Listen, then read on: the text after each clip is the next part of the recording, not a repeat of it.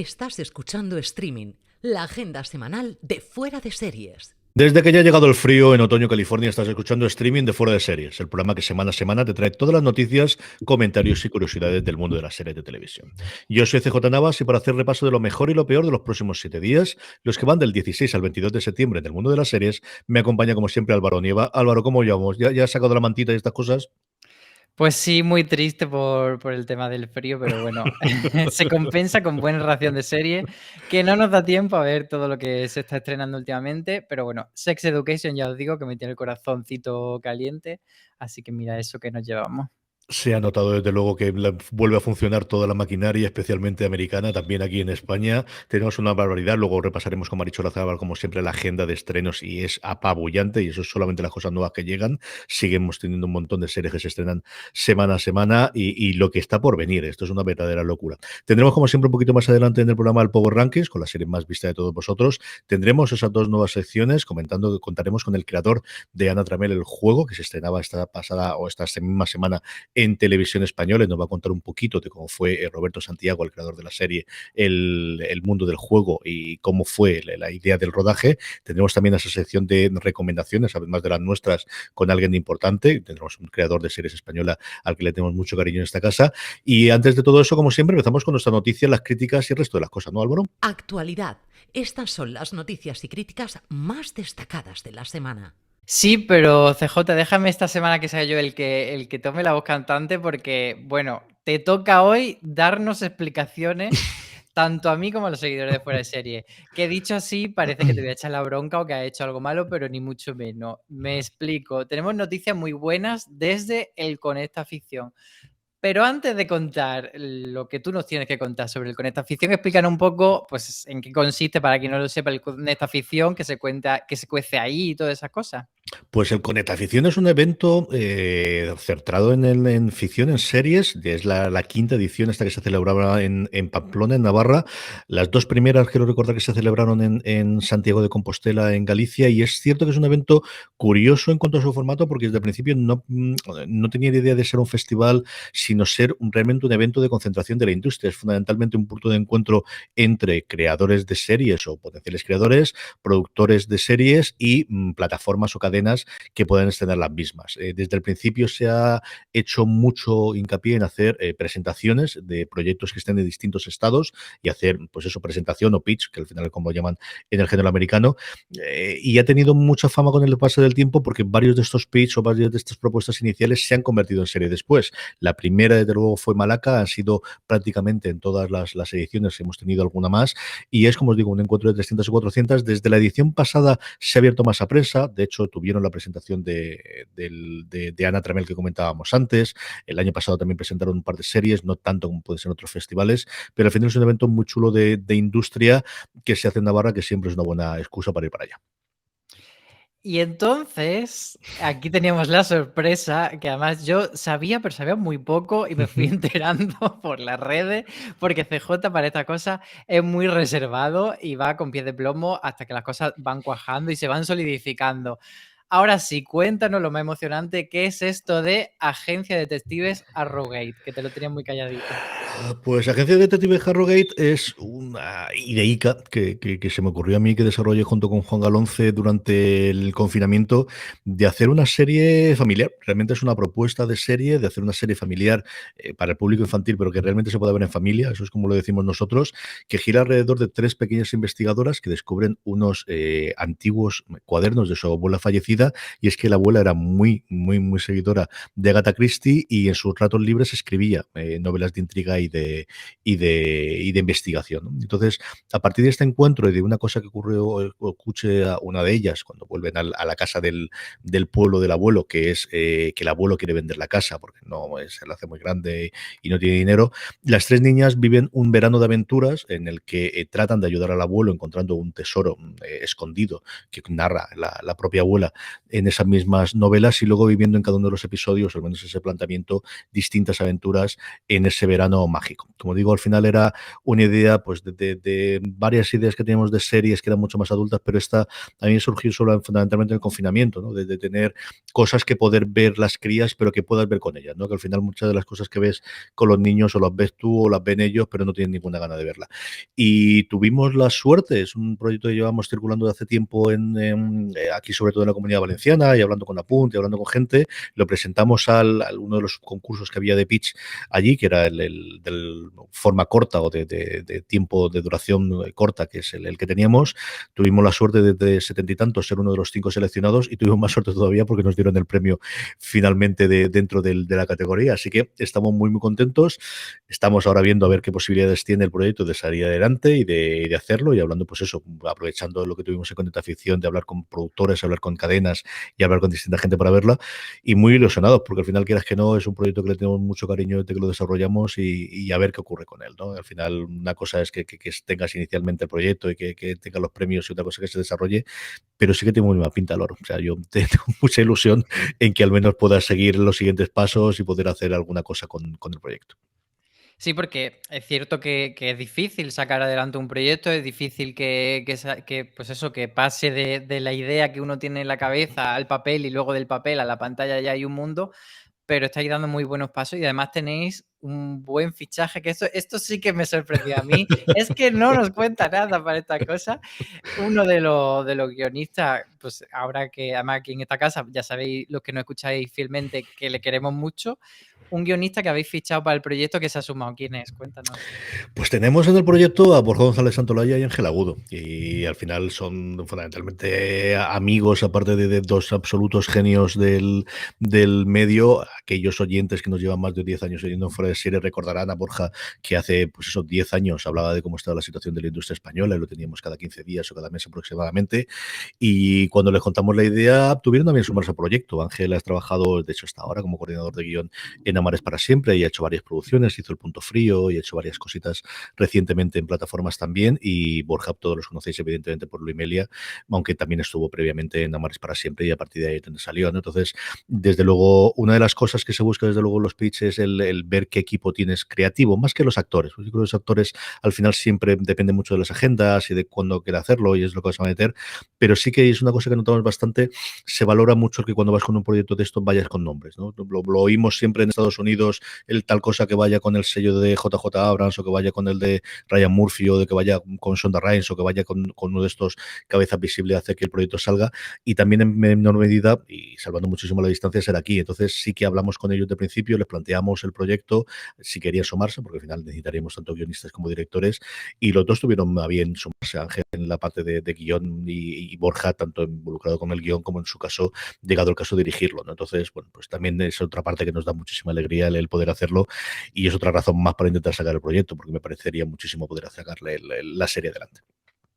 Sí, bueno, sé que va a sonar un poco barrer para casa, pero creo que Borja y Ángel es muy buen fichaje en el sentido de que con Luis Meli han demostrado no solo que tienen tablas como guionistas, sino que pueden hacer un proyecto muy imaginativo y a la vez tirando de imaginación en cuanto a recursos, porque en principio Luis Meli empezó siendo una serie muy, muy barata y sacaron adelante un producto con mucha imaginación y mucho esfuerzo. Entonces yo creo que ahí es un buen valor como posible parte del equipo.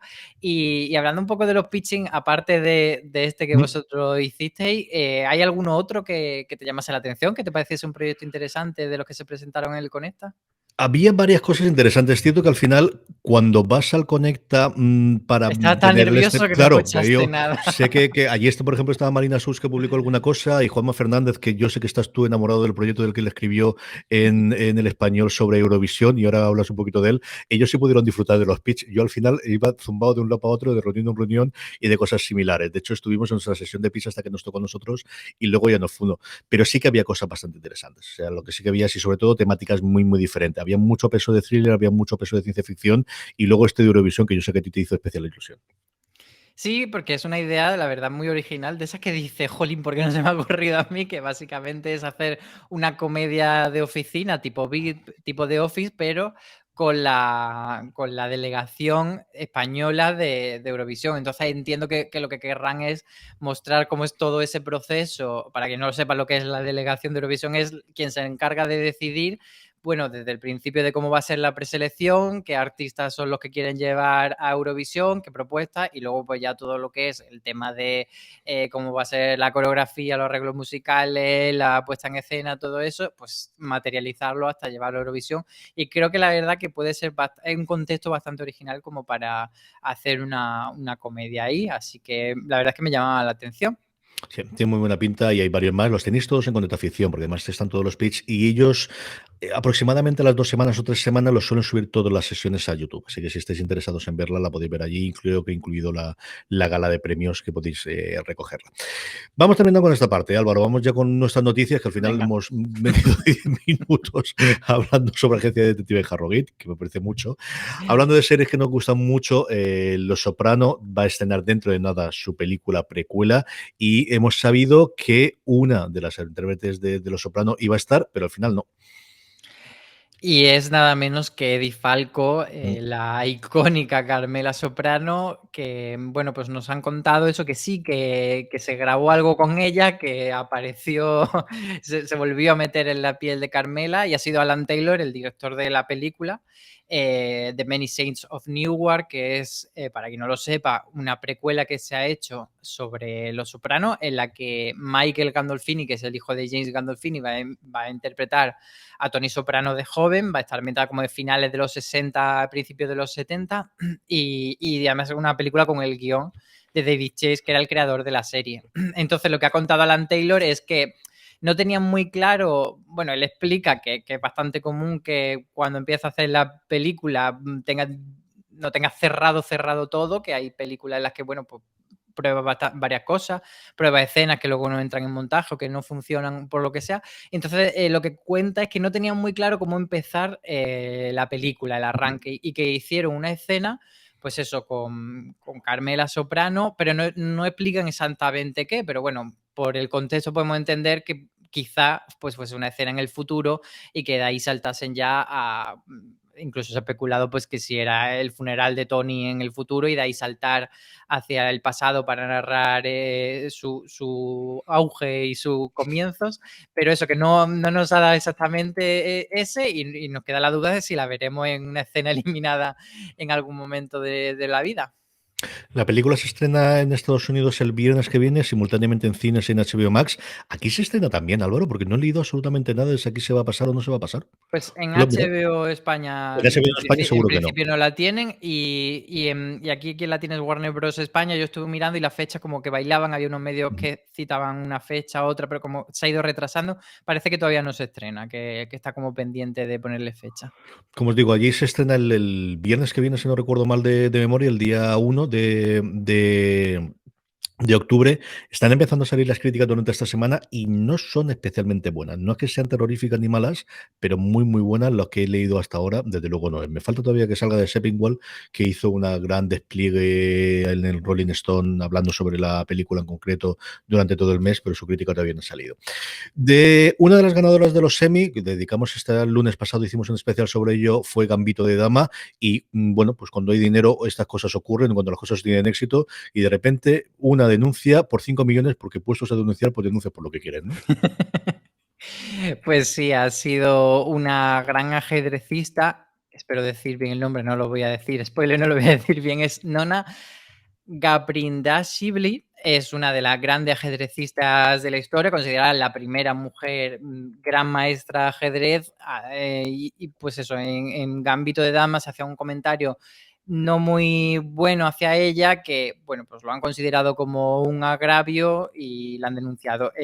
Literalmente lo que considera es que Netflix mintió descarada y deliberadamente para aumentar el drama, es lo que dicen sobre ella, y bueno, pues han hecho esa gran denuncia, que no sabemos si llegará a buen puerto o no, Pero no es la única noticia que nos llega sobre Gambito de Dama justo en esta semana de los premios Emmy en la que salió vencedora, porque también, bueno, pues en ese momento de alfombra roja y de entrevistas con los periodistas, lo que confirmaron era que no va a haber ni precuela, ni secuela, ni continuación de Gambito de Dama, pero sí que tienen la intención, el director, el guionista y la actriz, de intentar hacer pues otra miniserie en la que puedan colaborar y reunir a todo el equipo y que sea como pues eso, una especie de no continuación, pero sí nuevo proyecto juntos. Desde luego, a día de hoy pueden hacer lo que quieran. Lo que no van a poder hacer algunas de las series que vamos a comentar ahora, que ya están canceladas, y otras renovadas, porque ya empieza a moverse muchísimo el mercado, ¿verdad, Álvaro? Sí, aunque esta semana ha sido tranquilita en cuanto a renovaciones y cancelaciones, en el lado negativo tenemos dos series no especialmente populares. Una de ellas es The Outpost, esa serie de medio ciencia ficción del canal de CW, que aquí, si no me equivoco mal, la teníamos en Sci-Fi España y que termina tras su cuarta temporada. Y luego un estreno más o menos reciente de Netflix, que era Hit and Run, que ha tenido una única temporada y no va a continuar tampoco. Y luego en renovaciones, sorprendentemente, Virgin River se convierte en una de las series más longevas de Netflix actualmente, porque tras su tercera temporada ha sido renovada por una temporada 4 y 5. Es, para quien no lo sepa, pues una serie, podemos calificarla como película de sobremesa de Antena 3 convertida en serie, ese espíritu de, pero no de las películas de sobremesa, bueno, más que de las de Antena 3, que suelen ser las de los crímenes y mi mujer me mata secretamente envenenándome, más de las de televisión española, que son como ese lugar feliz y ese momento de medio comedia romántica, simpática, pero con ese espíritu muy de sobremesa.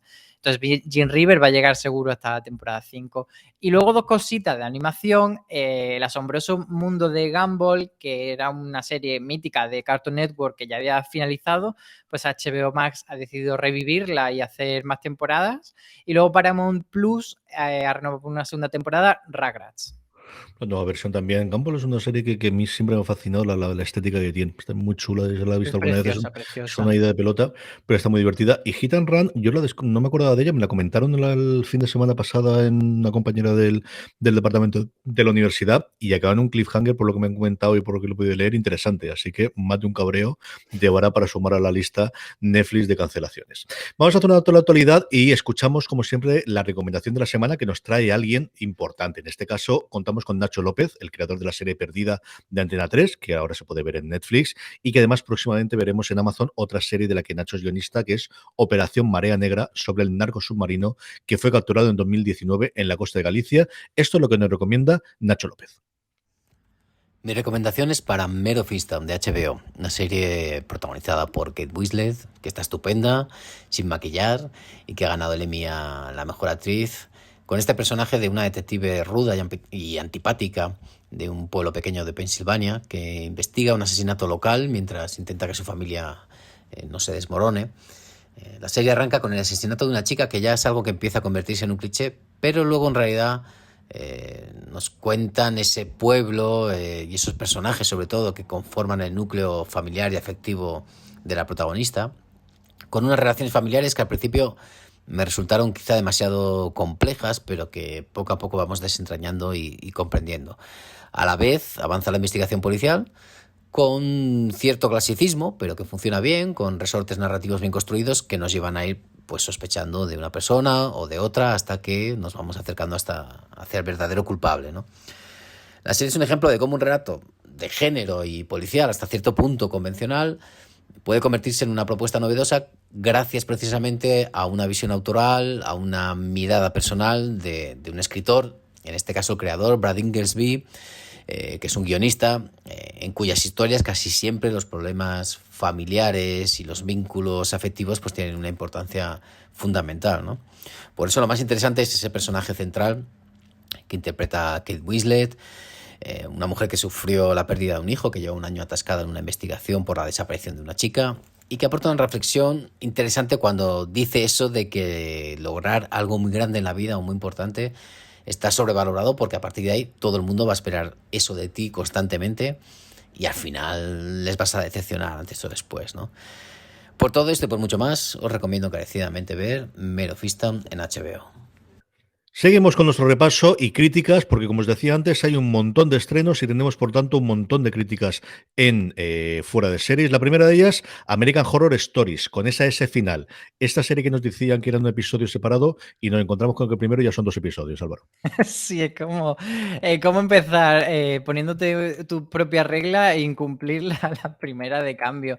A mí la verdad es que me llamó bastante la atención esta forma de comenzar y bueno, lo entiendo, pero no me parece la más valiente porque lo que hace American Horror Story en estos 2 episodios que hemos podido ver ya en Disney Plus es hacer una mini temporada de 2 episodios volviendo a la casa de Murder House. Ujú. Y la verdad es que está bien, pero bueno, te deja un poco esa sensación de que pues es otra vuelta a Murder House, que ya habíamos vuelto en varias temporadas, volvimos en Apocalipsis, etcétera, y ahora hay una nueva historia. A mí me parece suficientemente interesante y entretenida, pero no te cambia nada. Entonces, me deja esa sensación de a ver hacia dónde va el resto de la temporada. Sí, yo coincido contigo. A mí me gustó sin pasarme, cierto de Matt Bomer siempre que salga bien. La chiquita que hace de la hija de ellos dos, a mí me gusta parte de la trama que tiene. Hay un par de momentos con las amigas que a mí me sorprendió, pero le quieren más. Yo sí que quería más. La gente quería más también de Lucifer y parece que al final la gente le convenció bastante, ¿no? Nuestra fanática oficial de Lucifer es Marichu Lazábal y ha podido ver pues ya toda la última temporada y está bastante contenta en el sentido de que le parece que han tenido el suficiente tiempo para ponerle un lazo a la serie, para despedirse, para cerrar todas las tramas que había pendiente y decirle adiós a todos los personajes colocándolo en determinados sitios. Pero también reflexiona una cosa que es bastante interesante de cómo la serie se ha convertido, por un lado, en una serie mucho más coral que Ujú. ese título de Lucifer que nos lleva a un único personaje y también cómo se ha ido alejando de ese espíritu, digamos, canalla que tenía al principio de Lucifer se va a un prostíbulo a ver striptease y a beber mucho alcohol, etcétera, y como pues ha ido reconduciendo a una cosa como más casi de familia encontrada, etcétera. Y luego también apunta otra cosa, que es que se trata muy bien el tema de Black Lives Matter en una subtrama, pero que, bueno, al final, como era una temporada que estaba todo encaminado a cerrar, pues tampoco ha tenido demasiado tiempo para lucirlo, pero que lo que han mostrado que estaba bastante bien. Sí, a mí Lorena, que también es la segunda fan después de Maricho de la serie absolutamente muy global, de hecho debutaron con ella en Placeres Culpables y a mí no me extrañaría que la retomasen ahora para hablar recientemente, me ha dicho que le ha gustado mucho, que igual que la parte anterior no le me acabo de matar, esta le ha gustado mucho.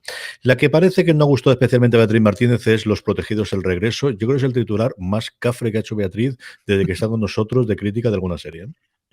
Pues sí, nos cuenta que se queda en un fanservice que no se desprende del aroma cutre. Lo que explica es que, bueno, que Los Protegidos siempre ha tenido esa esencia cutre, pero con encanto, y es una cosa que hace 10 años, sobre todo lo lleva al tema de los efectos especiales y tal, pues bueno, que hace 10 años era como más perdonable y que se entendía como una serie familiar, etcétera, pero que ahora pues que no tiene sentido. Y que por otro lado, la serie, y parece que hay mucha gente bastante de acuerdo en esto que nos cuenta Bea, está muy encaminada no tanto en crear una ficción propia y en tener sentido por sí misma, sino en llevarte a la típica, la escena que te recuerda cosas del pasado, que te recuerda a la nostalgia de hace 10 años, y entonces ahí se acaba convirtiendo una especie de fanservice hecho para los fans, pero que no tiene tampoco mucho que aportar. Y la verdad es que es una pena. El juego de calamar, la nueva serie de Netflix de título de esta de ¿Y esto dónde va? A Marichu le ha fascinado la nueva serie de Netflix. Sí, le ha gustado bastante y explica una cosa que yo creo que es bastante, bueno, que la gente lo tiene que tener en mente a la hora de ver la serie, que además es lo que a mí me pasó, y es que al ser una serie coreana, es rara, como ella dice, es rara para los estándares occidentales. Y es real porque lleva como unos tempos mucho más lentos, sobre todo el primer episodio. Al final tú sabes un poco cuál es la premisa y tarda bastante en llegar hasta esa premisa, hasta ese juego del calamar que te anuncia el título, que es una especie, pues eso, de juegos infantiles que se convierten en una cosa macabra organizado por no se sabe quién, luego ya te lo van explicando, pero que ponen en juego la vida de quienes participan a cambio de un posible premio metálico bastante jugoso. Entonces, lo que tiene esta serie pues es ese hándicap de adaptarte como espectador a un nuevo tipo de forma, de una nueva forma de narrar, y sobre todo al tempo, que es un poco más lento de lo que estamos acostumbrados y que quizás a una serie británica o española le pediríamos que fuese mucho más al turrón al principio. Pero bueno, la gente la está gozando muchísimo. Se está viendo un montón y nosotros lo estamos notando. Españolas y británicas son las dos que nos faltan por terminar. La primera de ellas, Ana Tramel, el juego, se estrenaba el lunes en televisión española. Tú la pudiste ver en su momento en Vitoria anticipada. Álvaro, ¿qué tal está la serie de Maribel Verdú? Pues a mí me parece que tiene, bueno, un aspecto negativo que es como que no acaba de definirse su formato bien, tiene cosas en el primer episodio que chirrían un poco, porque por ejemplo el personaje de Ana Tramel te lo presentan con una voz en off de Maribel Verdú que luego no vuelve, luego sí que hay otras voces en off que narran cosas, incluso con infografía, cuando le apetece contarlas, pero no tiene como una consistencia en cuanto a lo visual, en cuanto a la propuesta artística y además en cuanto a fotografía y a dirección es bastante anodina, que me parece un poco una pena, pero luego tiene cosas que yo considero que juegan a su favor y una de ellas es que es muy ágil y entonces consigue que eso que te da como más pereza o que te resulta más anodino, pues lo puedas pasar un poco por alto. Luego tiene buenas interpretaciones, que a mí me gusta mucho Israel Elejalde, que es uno de los grandes actores que mucho lo descubrimos en Veneno, pero que llevaba mucho tiempo haciendo teatro y que ahora está también en Madres Paralelas y de repente es el hombre del momento. Y luego, por otro lado, que el creador se metió muy de lleno, luego lo escucharemos además de su propia voz en el mundo del juego y se nota que bueno, que la serie está construida en torno a una documentación y a un conocimiento sobre el tema del mundo del juego, que no es el típico cliché de he visto 3 películas americanas y me he hecho mi propia serie. Entonces, ahí sí que se nota que hay un pozo de verdad y eso le favorece mucho. Y la última análisis, la última crítica que tenemos de la semana es la nueva sensación británica, Vigil, aquí con el subtítulo de Conspiración Nuclear en su estreno en Movistar Plus, estrena todos los lunes, en mi nueva serie de los lunes y también parece la de Marichu Lazabal. Si además esto de conspiración nuclear lo tendrían que decir como en las cabeceras de antes que te lo gritaban, Verónica Mars, pues igual, conspiración nuclear. Bueno, es una serie que está arrasando en Estados Unidos, no, en Reino Unido, que es donde se está emitiendo, la BBC que la emite y de verdad que allí está la gente, pues yo creo que con un fenómeno casi como cuando Bodyguard y estas series que de repente para todo el país y están todos centrados en ella, pues sobre todo tiene a Suran Jones, que es la actriz que nos enamoró a todos, o bien en Doctora Foster o en Gentleman Jack, y a Ross Leslie, que es, bueno, nuestra Ygritte de Juego de Tronos, pero que también la hemos visto en The Good Fight. Entonces son dos mujeres encerradas en un submarino intentando resolver un caso que parece que es un caso criminal bastante sencillo y luego pues hay, como nos spoilea un poco ese subtítulo, una conspiración nuclear y ahí se va desentrañando toda la trama. ¿Tú qué nos cuentas de esto? A mí me ha gustado mucho, o sea, lo que tenemos es Suran por una circunstancia que es el primer episodio, que es que aparece una persona muerta dentro del submarino y el submarino está lo suficientemente cerca de la costa británica para que sea considerado un caso que tiene que investigar la policía, porque si estuviesen más metido en mar sería directamente cosas de la Armada. Eso es lo que nos venden y la meten a ella y Ross Leslie que se queda investigando en tierra. Entonces tiene el problema de que no se pueden comunicar entre sí porque el submarino es un submarino nuclear. Dentro de los 4, creo que hay 4 lo que ellos comentan, que siempre está uno en patrulla y que no pueden comunicar porque en el momento que comunican dan el lugar. Sí pueden recibir comunicaciones porque eso no es problema, pero en el momento que dan o que emiten algo, eso daría su posición y eso quieren evitarlo a toda costa. Y parecía que íbamos a tener una trama relativamente compacta, pero vamos a ir a jugar a mucho, muy bodyguard, mucho giro de guión, de final de cada episodio tener de algo distinto, ¿no? El primero era muy de presentación de los personajes, el segundo amplía un poquito en el abanico, tanto dentro del submarino como fuera. Es complicado seguir los nombres de los personajes, pero yo creo que en el segundo episodio empezamos a verlo más o menos, y luego la investigación que se hace fuera de qué está ocurriendo o qué podía haber, y esa parte que pueda ser de la conspiración nuclear. A mí me está gustando muchísimo, o sea, funciona muy bien, la idea de tener la claustrofobia, el personaje de Soran Jones también tiene un trauma previo algo relacionado que le afecta desde el primer episodio, especialmente del segundo. Si no lo habéis visto, poneros el primero, vale mucho, mucho la pena, a mí me está gustando muchísimo, y la tenéis en Movistar Plus en episodio todos los lunes. Dos o tres cositas que nos faltan comentar. Una es sobre los datos de consumo que publicamos la semana pasada, este tira y afloja que tenemos continuamente entre si las plataformas dan los datos, no los dan, o qué ocurre con todo ello, Álvaro. Pues las plataformas siguen sin dar datos, pero GECA, la consultora audiovisual, hizo una presentación precisamente en el Conecta Fiction que hablábamos antes, y estuvo Luis Aceituno allí y nos contaba, pues, bueno, tres grandes titulares que dieron de datos extraídos, por un lado por el barómetro OTT que hace GECA, que es una encuesta trimestral sobre las plataformas de streaming, y luego sobre otro estudio que hicieron diferente. Pues bueno, los tres titulares serían los siguientes, que por un lado pensamos que las series que más triunfan en las plataformas son las que se han visto exclusivamente ahí, pero no necesariamente. El 80% de las ficciones que copan este ranking de lo más visto en plataformas, según el barómetro OTT, insistimos, pues serían series que han pasado o que pasan, sea antes o después, por la televisión lineal, y entonces no es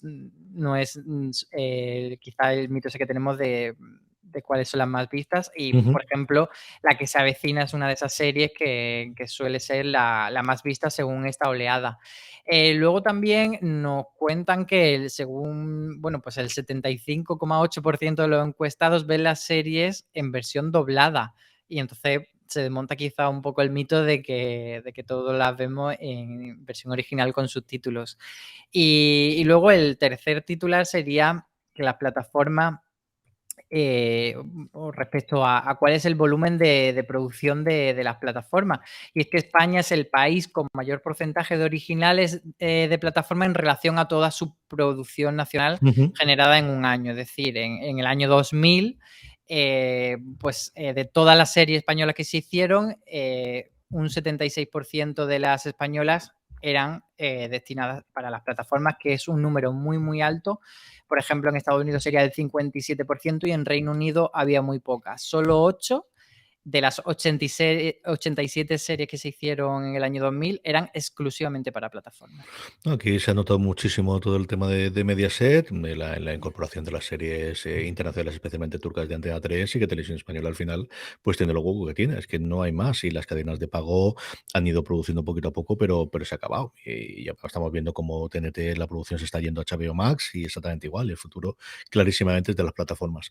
Hablando de plataformas, antes lo comentábamos, Álvaro, como Netflix se lo carga todo a la segunda o la tercera temporada, y tú haces un artículo reivindicando el que a las series hay que darle un poquito más de vida, y si no, que vean Sex Education. Sí, me estaba gustando muchísimo la tercera temporada de Sex Education, que además estoy intentando dosificármela lo más posible porque la estoy disfrutando muchísimo, y entonces pues quería hablar de este tema, de darme cuenta viendo esta temporada cómo personajes y tramas que se quedaban esbozadas en temporadas anteriores de repente tienen mucho espacio. No, voy a hablar, por supuesto, sin spoiler, pero para quien sepa, pues Adam o Michael son ejemplos, o Ruby, de personajes que eran prácticamente fondo, o que eran un cliché, o que tenían como una función muy concreta en la trama, de ser el malo o de ser la chica mala, la chica superficial, y de repente la serie los coge y les va dando una dimensión nueva. Y también con trama, pues hay una trama relacionada con una agresión sexual en la segunda temporada que se cierra de una forma muy bonita, pero también como muy simple. Y entonces en la tercera temporada dicen, vale, vamos a desarrollar cómo esto en realidad tiene un proceso mucho más largo y es una cosa con la que hay que trabajar a largo plazo. Entonces me parece que esta tercera temporada demuestra que hay muchas series de Netflix que si le hubiesen dado margen para crecer, se habrían convertido en grande obra y se quedaron pues ahí en la estacada. Ya sabéis que yo siempre reivindico de día a día, pero quizá hablaría incluso más de Todo es una mierda, que es una serie que tuvo una temporada 1 que no era la bomba, pero era bastante decente y creo que en la segunda temporada habría funcionado muy bien. O Tuca y Bertie, esa serie de animación que no le dieron tiempo a crecer, por ejemplo. Sí, que luego rescataron en Estados Unidos y falta por estrenar la segunda temporada. Un par de cositas para terminar el bloque. La primera noticia triste. Todas las semanas tenemos desgraciadamente fallecimientos y uno inesperado. De nuevo, Willie Garson, el conocidísimo como Stanford Platch en Sexo en Nueva York, nos ha dejado víctima del cáncer con 57 años y dentro de lo que sabemos es que estaba rodando la secuela de la serie, del I Just Like That, hasta hace apenas unos días, Álvaro. Sí, HBO Max por ahora no ha confirmado, no ha entrado a dar detalles de si había ya grabado escenas, qué va a pasar con la serie, etcétera. Se queda un poco ahí la duda porque la serie sí que está ya medianamente en proceso. De hecho, hace unos días HBO Max sacó una promo en la que vimos imágenes de muy breves, pero la vimos de esta continuación de Sexo en Nueva York. Y nada, pues hay que decir adiós a este actor que además de Sexo en Nueva York, pues le hemos visto además con personajes recurrentes pues en Hawaii Five-O o también en El ladrón de guante blanco, en White Collar, tuvo también un personaje recurrente y pues nada, es una pena tener que despedirle. Y por último, un poquito de follow-up y de continuación, y es que hablábamos hace un par de semanas de la serie sobre La Palma que estaba en proyecto, que contabas en proyecto. A mí, después Javier Suárez, el que manda un de aquí, me dijo, Carlos, que las cosas no están nada sencillas, nada por aquí, que estamos a nivel nacional no está saliendo, pero aquí están diciendo que hay un montón de terremotos. Madre mía, lo que cambia 2 semanas en La Palma, ¿eh, Álvaro? Sí, y además es una situación que no se sabe cuánto va a durar, si va a ser una cuestión de semanas o de meses, y ahí sigue, estamos todos muy atentos a esto, pero es verdad, como tú dices, que es curioso, que lo comentábamos hace poco cuando hablábamos del festival Series Manía, había un proyecto de serie que se llamaba precisamente La Palma, y que su detonante de la trama era una erupción en La Palma. Entonces no sabemos si de repente esta noticia va a revalorizar este proyecto y se van a interesar la plataforma para que cuando se calme la situación de La Palma poder entrar a producir o todo lo contrario, de repente van a considerar que no es nada apropiado y va a morir, pero bueno, estas cosas que pasan respecto a la ficción y la realidad. Desde luego que sí, desde luego, y un abrazo muy fuerte a todos los oyentes que tengamos en La Palma y alrededores en las Canarias y muchísimo ánimo con todo lo que está pasando, que madre mía las imágenes que estamos viendo. Vodafone Televisión recomienda. Vamos ahora con la sección Vodafone Televisión, el momento en que repasamos cuáles son los títulos de esta semana que nos van a robar el corazón. Te recordamos que con Vodafone Televisión puedes acceder a los contenidos de HBO España, de Disney Plus y de Amazon Prime, posicionándose como el mayor agregador de cine y series de España. Esta semana os recomendamos el regreso de Doom Patrol en HBO España con su tercera temporada que da mucho de qué hablar. Los fans de DC no van a poder dejar escapar esta entrega de La Patrulla, donde volverá a haber escena con mucha adrenalina y alguna que otra risa, no, con muchísimas risas, que tiene un humor negro maravilloso de un patrón. Y luego, para los amantes del deporte, Amazon Prime no solo tiene ficción, sino también series documentales. Y es que la semana pasada trajo Rafael Nadal o Rafa Nadal Academy, una docuserie de 4 episodios que además está reforzada por un podcast de 8, donde se presenta la metodología de entrenamiento de la Academia del Deportista. Además de estas cosas, ¿qué más me dejó, Álvaro? Pues Disney Plus estrena esta semana The Great North, que es una sitcom de animación adulta que ya ha sido además renovada por una tercera temporada y que narra la vida de la familia Tobin en Alaska. Está creada por 3 guionistas y 2 de ellas vienen de Bob's Burger y la otra de Historias Corrientes, así que eso me parece a mí una buena garantía. Es comedia y animación, que es una pareja que ya sabemos que puede funcionar muy bien, así que estaremos atentos a ver qué pinta tiene. En Vodafone Televisión encontraréis estas series y mucho más, además de HBO España, Disney Plus y Amazon Prime. Vamos ya con las preguntas de los oyentes. Álvaro, Antonio Juan nos decía: hola chavales, disfruto muchísimo de vuestros podcasts. Quisiera saber si tenéis alguna noticia oficial de la tercera temporada de The Mandalorian. ¿Han comenzado con el rodaje? ¿Creéis que a principios de 2022 la podremos ver? Gracias. Pues a principio de 2022 tiene pinta de que no. Parecía que iba a venir antes de Mandalorian, pero lo último que sabemos es que dijeron que no iban a comenzar a rodar hasta que Pedro Pascal estuviese liberado de su otro compromiso laboral, que es The Last of Us, la serie de HBO que adapta el videojuego famoso. Entonces siguen rodando todavía The Last of Us, así que parece que todavía no empiezan a rodar de Mandalorian. Paciencia, entonces. Un poquito de tranquilidad, aunque sabiendo que después habría de las escenas de Pedro Pascal no estaba allí, que tenía el doble, igual puede adelantar alguna cosa, Sí, pero lo vamos. que sí que tenemos que en mente también es que, aparte, bueno, de Star Wars Vision, que llega justo esta semana, hay más cosas del universo Star Wars y entre ellas una es el libro de Boba Fett, que tampoco se sabe exactamente en qué punto de producción está, pero que podemos esperar que llegue antes que de Mandalorian. Sí, la que dijeron, desde luego, la que anunciaron que se estrenaría antes o que llegaría antes sería esta serie alrededor de Boba Fett. María Galindo nos preguntaba, ¿creéis que está siendo un año flojo para las series españolas en comparación con el año pasado? Yo creo que sí, sobre todo porque pesa mucho que el año pasado, quizá tuvimos un año bastante normal si no tuviésemos en cuenta que acabó con ese petardazo final. Quiero decir, acabó tan en alto con ese trío, además que coincidió en el tiempo, de Patria, Antidisturbios y Veneno, que nos quedó la sensación de que fue como casi el mejor año de la serie española y como una cosa inédita. Entonces, este año sí que es cierto que hemos visto series más normales, algunas malas, otras buenas, otras regulinchis, pero creo que quizá, sobre todo este año está lastrado porque tanto Movistar como Netflix no han sacado ninguna serie que nos haya vuelto locos. Creo que quizá lo más destacable sería Reyes de la Noche, Hierro por parte de Movistar, y Netflix ha estado ahí, pues quizá El Inocente sea como lo más destacado, pero tampoco ha sido una cosa que haya vuelto loco a nadie. Entonces, bueno, creo que es un año bastante normalito en cuanto a afición española, pero no se sabe si vendrá algo que remonte próximamente. Yo iría esa parte de Álvaro, al final, hombre, porque La Casa de Papel ya lo damos por sentado y sabemos el éxito que tiene internacional, ¿no? Y ya lo damos por finiquitado con 5 temporadas. Creo que dentro de nada tenemos la fortuna, que Movistar tiene puesto mucho dinero y muchas esperanzas en que funcione y a ver qué tal ocurre con ella. Y el resto de series que hay, sobre todo con el lanzamiento de HBO Max. Ahí tenemos todo lo otro. No sé qué tal podrá funcionar la serie de Abril Zamora. Venga Juan no deja de ser la tercera temporada, pero quizás el estreno en HBO le abra muchísima gente que previamente en TNT no lo podría haber visto, y alguna otra producción que tengamos, a ver cómo acaba el año, sobre todo con la fortuna. Yo creo que lo que tenemos aquí de buenas a primeras es qué tal le funciona la serie Movistar Plus y qué tal funciona la maquinaria de marketing, porque creo que vamos a tener barcos y fortuna, vamos hasta la sopa, ¿no, Álvaro? Sí, pero es que no sé si puedo hablar de ella, porque no sé si está embargado. Embargado todavía, ¿no? Así que voy a dejarlo en sí, pero. Hablaremos de ello. Sí, pero. Vamos a hablar de las que sí podemos hablar, que son las que se estrenan durante esta semana, y para eso, como siempre, requerimos la presencia de Marichu Olazábal para que nos dé la agenda de series. Marichu, ¿qué tenemos esta semana? Pues no sé qué tenemos esta semana, pero yo sigo sin superar el final del Juego del Calamar. Ahí lo dejo. Estoy en shock con el final desde ayer.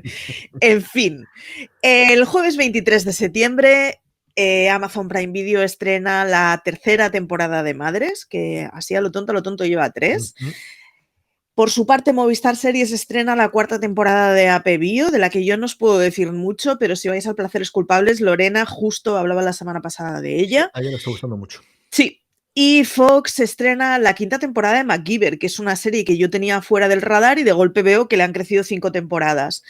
Comedy Central nos trae la última temporada de Brooklyn Nine-Nine. Última. Paladeadla mucho. Después de esto se acabó lo que se daba.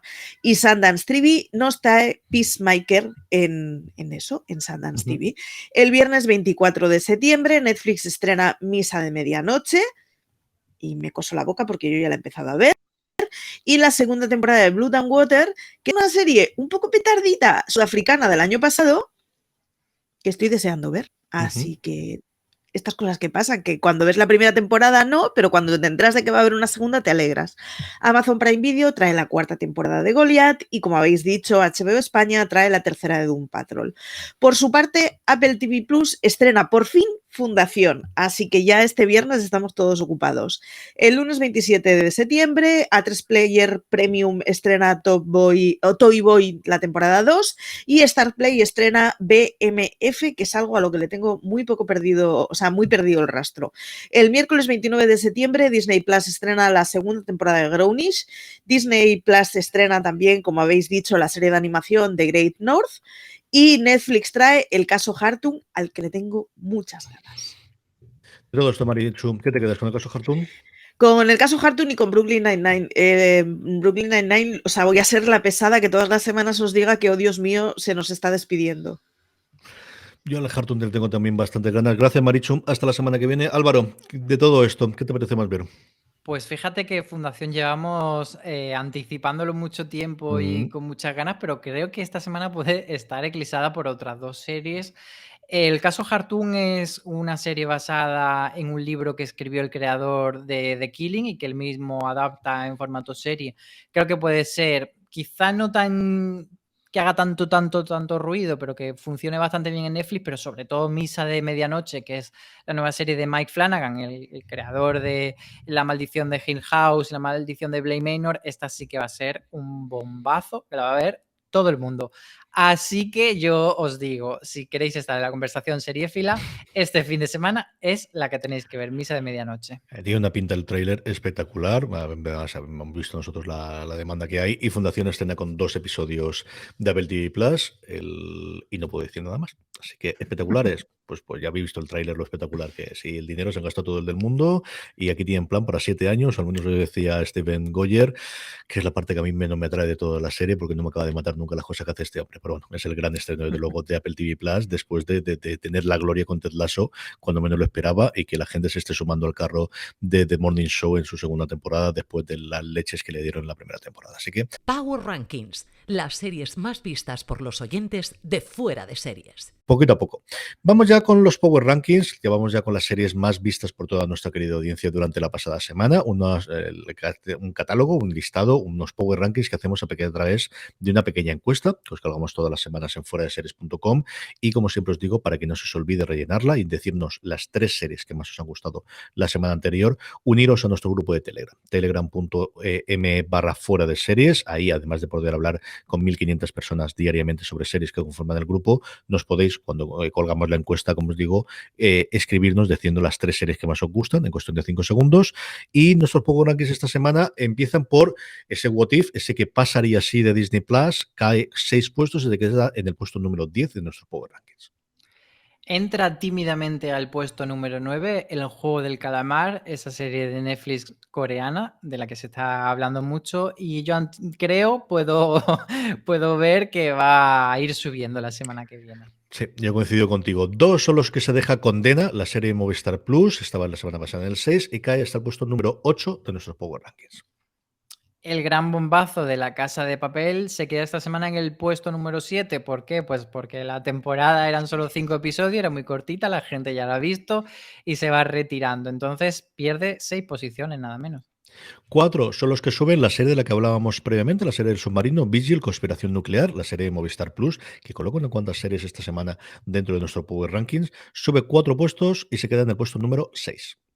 Sí, además ha habido mucho movimiento de series que suben y bajan esta semana en el Power Ranking. Le pasa, por ejemplo, a Lo que hacemos en las sombras, esa comedia vampírica de HBO España, que, bueno, pues esta semana pierde 2 puntos, 2 posiciones, mejor dicho.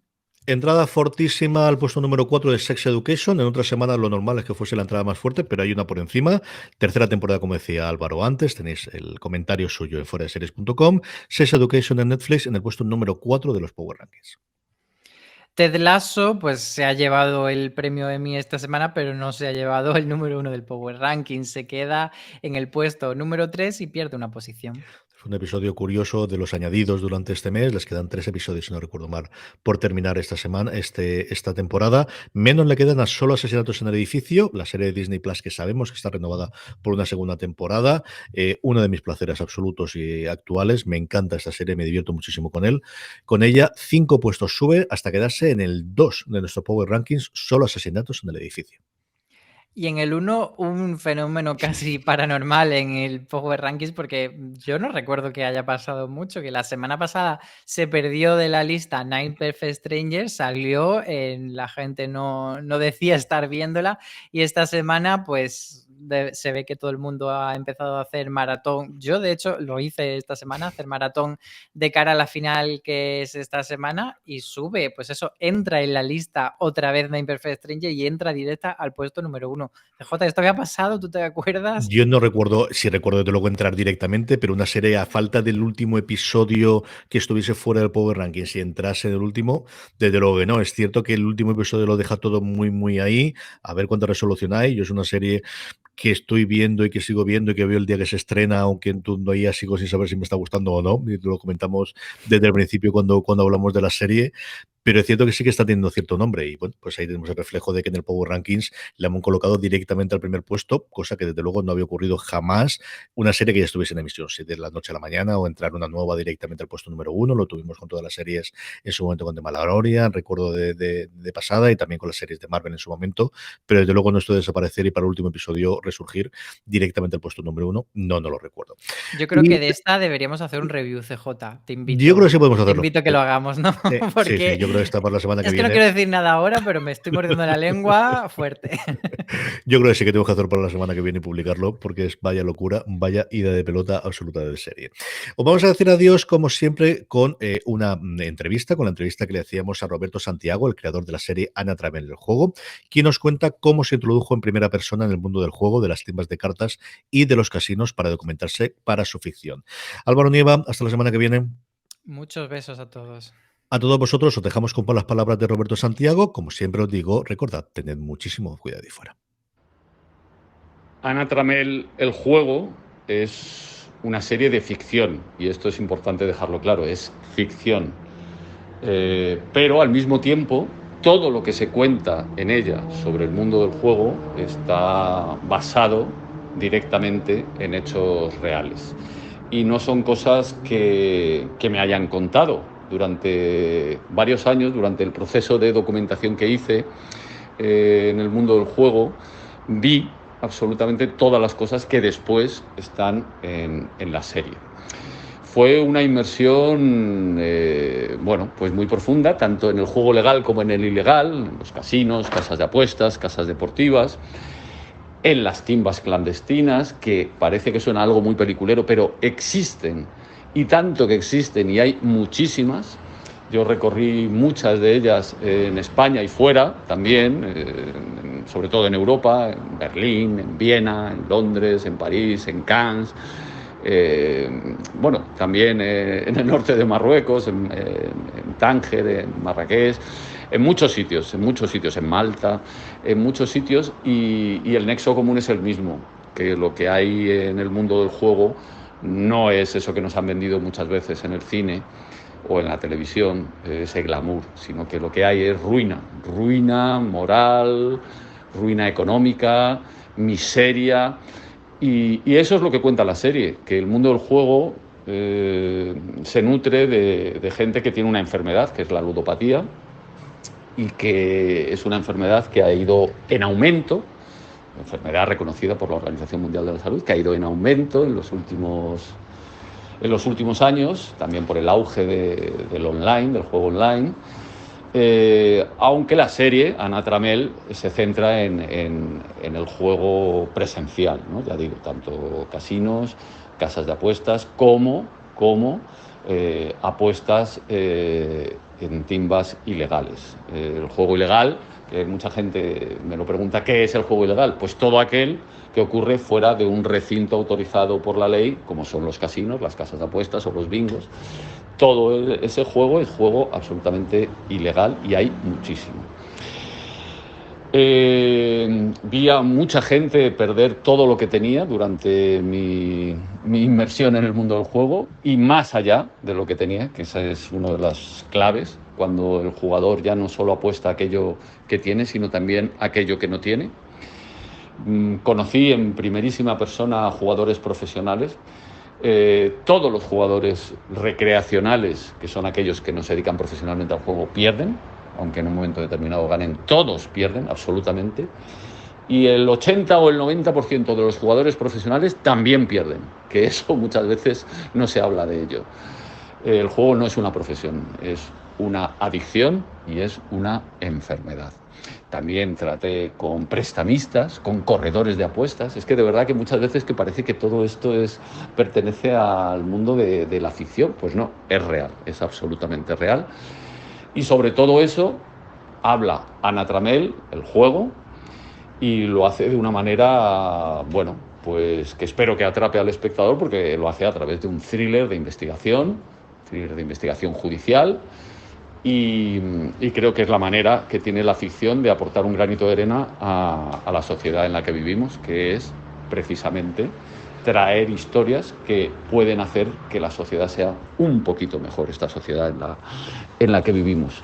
Acabas de escuchar Streaming, el programa de Fuera de Series que todas las semanas te trae la actualidad seriéfila. Te puedes suscribir en iVoox, Spotify, Apple Podcast o en tu reproductor de podcast de confianza.